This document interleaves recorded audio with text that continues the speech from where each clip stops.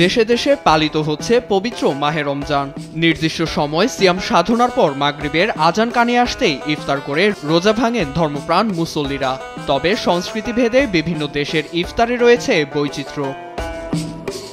WPR-এর তথ্য মতে ইন্দোনেশিয়ার মোট জনসংখ্যার প্রায় 90% মুসলিম, যেখানে চিরাচরিত তেল ও মশলা জাতীয় খাবারের পরিবর্তে বিভিন্ন রকম ফল আর শরবত দিয়েই ইফতার করেন ইন্দোনেশিয়ানরা।